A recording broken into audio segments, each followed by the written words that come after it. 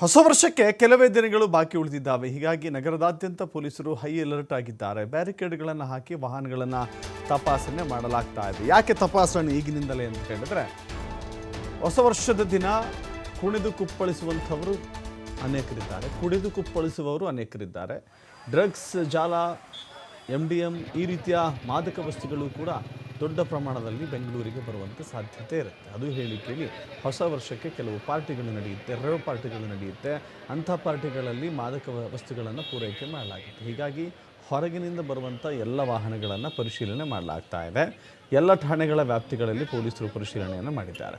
ಮಾದಕ ವಸ್ತುಗಳ ಸಾಗಾಟ, ಮಾರಾಟದ ಬಗ್ಗೆ ಪರಿಶೀಲನೆಯನ್ನು ಮಾಡ್ತಾ ಇದ್ದಾರೆ. ಆಟೋ, ಕಾರ್, ಬೈಕ್ ಪ್ರತಿ ವಾಹನವೂ ಕೂಡ ಈಗ ತಪಾಸಣೆಗೆ ಒಳಗಾಗ್ತಾ ಇದೆ.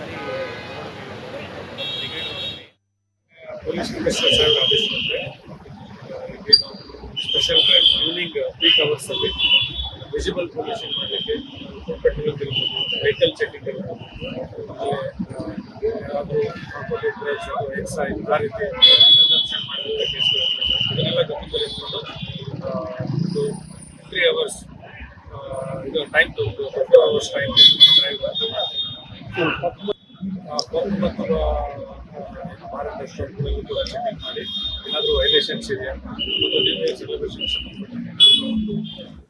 ಮತ್ತಷ್ಟು ಮಾಹಿತಿ ನಮ್ಮ ಪ್ರತಿನಿಧಿ ಸಂತೋಷ್ ಪಟೇಲ್ ನೀಡ್ತಾರೆ. ಸಂತೋಷ್, ಪ್ರತಿ ವರ್ಷವೂ ಕೂಡ ಇಂಥದ್ದೇ ಪರಿಶೀಲನೆ, ಒಂದು ಸ್ಪೆಷಲ್ ಡ್ರೈವನ್ನು ನಡೆಸಲಾಗುತ್ತೆ. ಆದರೂ ಕೂಡ ಈ ಬೆಂಗಳೂರಿನಂಥ ಮಹಾನಗರಕ್ಕೆ ಬರುವಂಥ ಮಾದಕ ವಸ್ತು ನಿಯಂತ್ರಣಕ್ಕೆ ಸಂಪೂರ್ಣವಾಗಿ ಸಾಧ್ಯವಾಗೋದಿಲ್ಲ. ಈ ಬಾರಿ ಏನು ಕಠಿಣ ರೂಲ್ಸ್ಗಳನ್ನು ತೆಗೆದುಕೊಳ್ಳಬೇಕು ಅಂತ ಯೋಚನೆ ಮಾಡ್ತಾ ಇದ್ದಾರೆ ಪೊಲೀಸರು.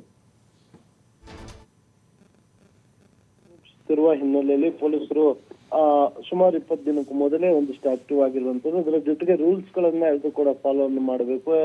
ಸಾಮಾನ್ಯವಾಗಿ ಹೊಸ ವರ್ಷದ ಆಚರಣೆಗೆ ಹೆಚ್ಚಿನ ಸಂಖ್ಯೆಯಲ್ಲಿ ನಗರಕ್ಕೆ ಡ್ರಗ್ ಮತ್ತೆ ಗಾಂಜಾಗಳ ಇನ್ಫ್ಲೋ ಆಗುವಂತದ್ದು ಜಾಸ್ತಿ ಇರುತ್ತೆ. ಇದಕ್ಕಾಗಿ ಇದೆಲ್ಲದೂ ಕೂಡ ಬ್ರೇಕ್ ಹಾಕ್ಬೇಕು ಮತ್ತೆ ಯಾವುದೇ ರೀತಿಯ ಅಹಿತಕರ ಘಟನೆಗಳು ನಡೀಬಾರದು ಅನ್ನೋ ಕಾರಣಕ್ಕಾಗಿ ಪೊಲೀಸರು ಮುಂಜಾಗ್ರತಾ ಕ್ರಮವಾಗಿ ಏನು ಕಾನೂನಡಿಯಲ್ಲಿ ಕಾನೂನುಗಳು ಏನಿದೆ ಅದನ್ನ ಪ್ರತಿಯೊಂದು ಚಿಕ್ಕ ಹೋಟೆಲ್, ಪಬ್ಗಳಿಂದ ಶುರು ಮಾಡಿ ದೊಡ್ಡ ಮಟ್ಟದವರೆಗೆ ದೊಡ್ಡ ಯಾರೇ ಇದ್ರು ಕೂಡ ಅದನ್ನ ಫಾಲೋವನ್ನು ಮಾಡ್ಬೇಕು ಅಂತೇಳಿ ಪೊಲೀಸರು ಒಂದು ಕಡೆ ರೂಲ್ಸ್ ಅನ್ನು ಜಾರಿಗೆ ತರ್ತಾ ಇರುವಂತದ್ದು. ಅವರೆಲ್ಲ ಮಾಲೀಕರನ್ನು ಕರೆದು ಸಭೆ ನಡೆಸ್ತಾ ಇರುವಂತದ್ದು.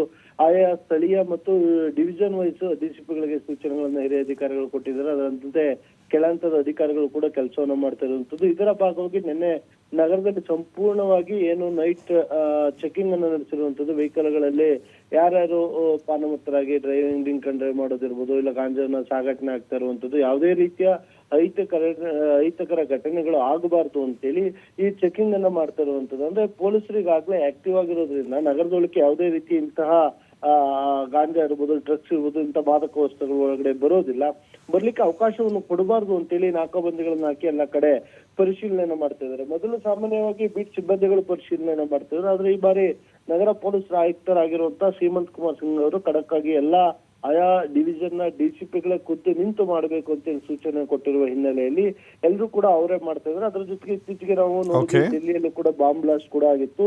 ಸೊ ಈ ಕಾರಣಕ್ಕಾಗಿ ಇನ್ನೂ ಈ ವರ್ಷದ ವಾರ್ಷಿಕ ಅಂತ್ಯದ ಸಮಯದಲ್ಲಿ ಅಂದ್ರೆ ಇಯರ್ ಎಂಡ್ಗಳೇನಿರುತ್ತೆ ಇಂಥ ಸಂದರ್ಭದಲ್ಲೇ ಕೆಲವು ಟೆರರಿಸಂ ಸಂಘಟನೆ ಕೂಡ ಬ್ಲಾಸ್ಟ್ ಅನ್ನು ಮಾಡ್ಲಿಕ್ಕೆ ಬೇಕಾಗಿರುವಂತ ಪ್ಲಾನ್ಗಳನ್ನು ಕೂಡ ಮಾಡ್ಕೊಳ್ತಾರೆ. ಈ ಕಾರಣಕ್ಕಾಗಿ ಇಂತಹ ಯಾವುದೇ ರೀತಿಯ ಅಹಿತಕರ ಘಟನೆಗಳು ನಡೀಬಾರದು ಅಂತೇಳಿ ಪೊಲೀಸರು ಮುಂಜಾಗ್ರತಾ ಕ್ರಮವಾಗಿ ಎಲ್ಲಾ ರೀತಿಯ ಕ್ರಮವನ್ನು ತೆಗೆದುಕೊಂಡಿರುವಂತದ್ದು. ಪಬ್ಗಳಿಗೆ ಇವ್ರಿಗೆ ಈಗಲೂ ಕೂಡ ಅವ್ರು ಮಾಡ್ತಾ ಇರುವಂತಹ ಸಿದ್ಧತೆಗಳೇನೈತೆ ಅವೆಲ್ಲವೂ ಕೂಡ ಕಾನೂನಡಿಯಲ್ಲೇ ಹಾಕ್ಬೇಕು ಅಂತೇಳಿ ಅವ್ರಿಗೆ ಸೂಚನೆ ಕೊಡ್ತಾ ಇರುವಂತದ್ದು. ಇದೇ ಕಾರಣಕ್ಕಾಗಿ 3 ಅಂದ್ರೆ BBMP ಇರ್ಬೋದು, GBA, ಅದರ ಜೊತೆಗೆ ಫೈರ್ ಇರ್ಬೋದು, ಅದ್ರ ಜೊತೆಗೆ ಪೊಲೀಸ್ ಇಲಾಖೆ ಥ್ಯಾಂಕ್ ಯು ಸಂತೋಷ್.